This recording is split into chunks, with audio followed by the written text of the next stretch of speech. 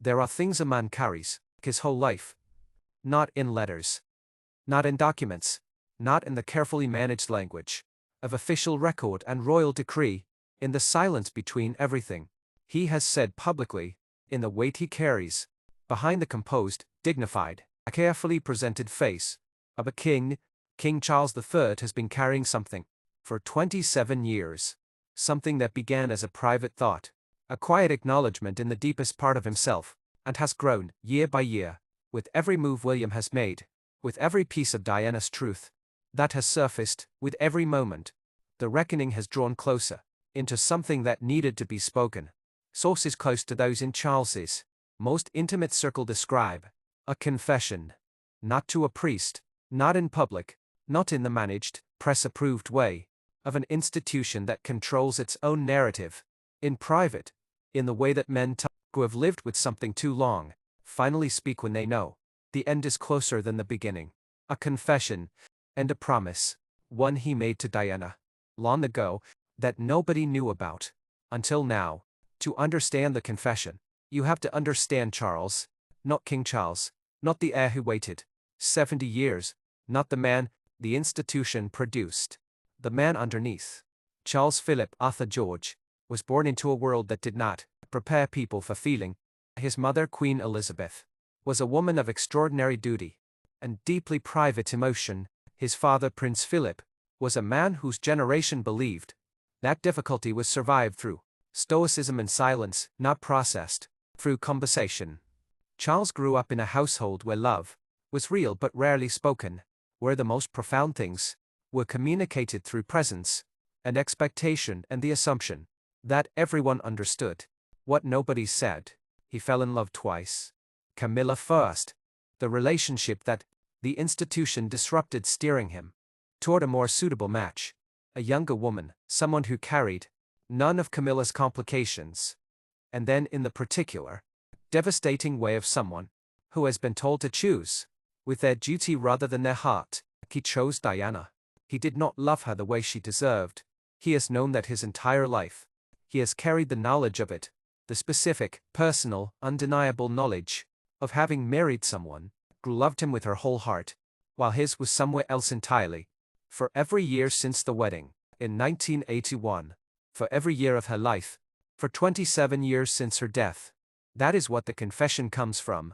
Those close to Charles describe a man who has never been as separate from Diana's legacy as the palace has wanted the world to believe. The institution needed Charles to move on, for the rehabilitation of Camilla, for the narrative of a king who had found his way to happiness after a difficult first marriage, for the management of a story that the palace preferred in its simplest, most palatable form. Charles cooperated. In public, he attended the events. He made the statements. He performed the version of himself that the institution required. But in private, in the conversations that sources describe as happening with increasing frequency and increasing weight in recent years, Charles has been less managed, more honest about what he knows, about the role he played, about the specific choices he made and did not make, fine that left Diana without the support she needed and deserved, about Camilla's role in those choices, about the night Diana died and what was happening in the rooms around him in those early hours, about the title that was stripped, about the security that was reduced, about the institution that he ran and that failed her. He knows all of it. He has always known it, and carrying it through a reign that his son has spent its entirety making increasingly impossible to avoid, has changed him.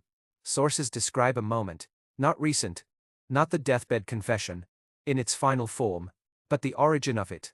A conversation between Charles and Diana in the years before her death, after the separation, after the divorce, after the title was stripped, when they were two people who had been through everything together, and when navigating the strange, painful aftermath of a marriage that had cost so much.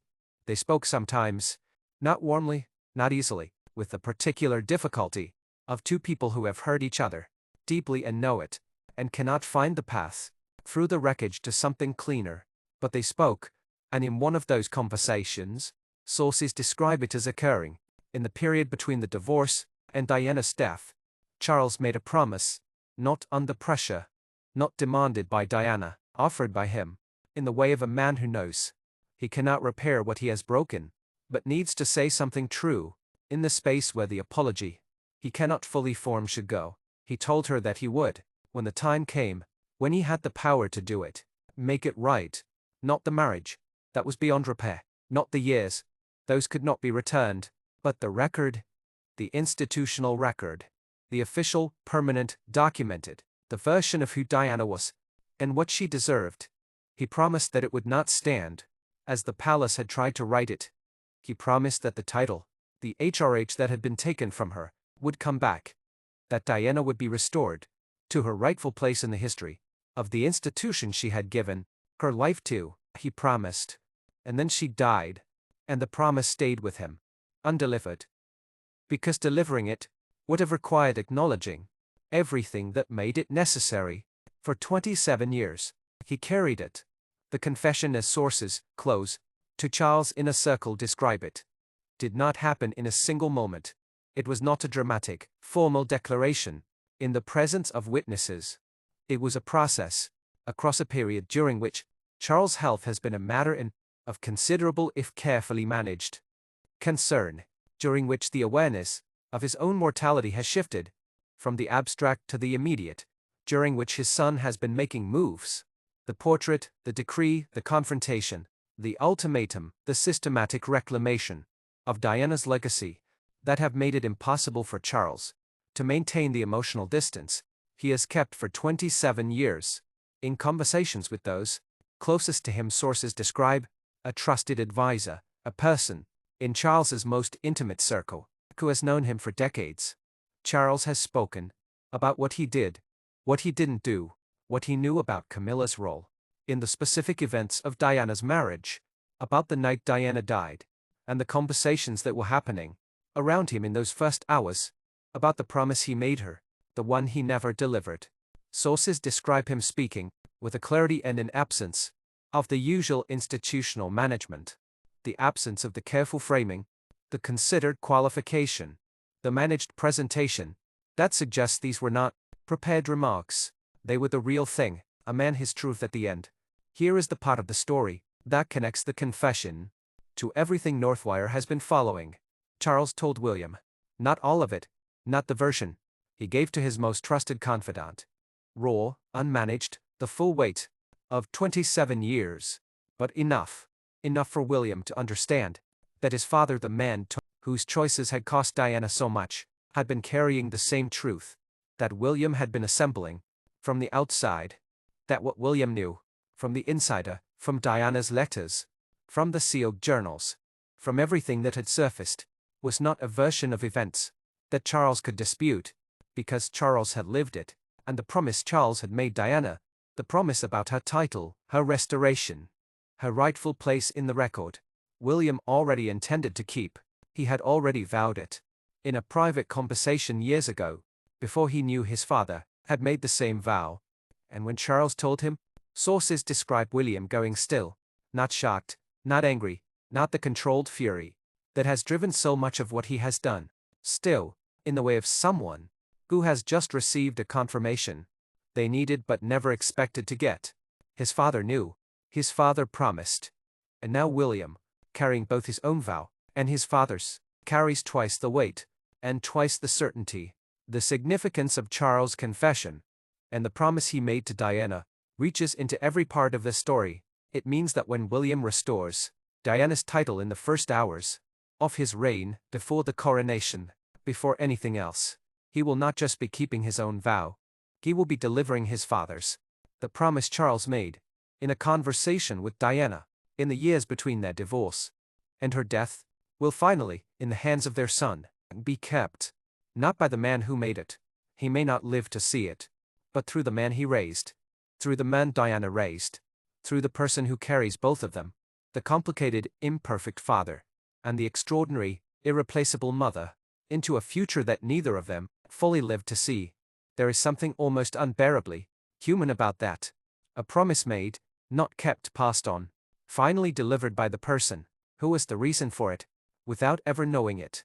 William is going to restore Diana's title, and when he does, he will be keeping a promise his father made to his mother, in a private conversation, that the world was never supposed to know about. Until now, I want to tell you something about Charles that gets lost in the story we tell about him. He is not a simple villain. The story of Diana and Charles and Camilla has always been told with villains and heroes and the clean lines of a fairy tale gone wrong. The reality is messier, more human, more painful. Charles made choices that caused damage that can never be fully repaired. He also loved Diana in a specific, limited, complicated way that people love when they are also loving someone else. He failed her, he knew it. He carried it for 27 years. He made a promise he couldn't keep while she was alive, and he has spent the years since watching his son assemble the truth that makes the promise more necessary than ever. The confession is not absolution. The promise is not enough. But it is something. It is a man at the end of things, in the private space where the performance of kingship finally gives way to the simple reality of a person who has done wrong and knows it, telling the truth, and trusting his son to do what he could not. Diana deserved better than all of them. William is making sure she gets it. Even now, drop a comment. Do you think Charles' confession changes how you see him, or is it too little, too late? New video tomorrow. Same time. This is Northwire. The Crown has secrets. We uncover them every single day. See you tomorrow.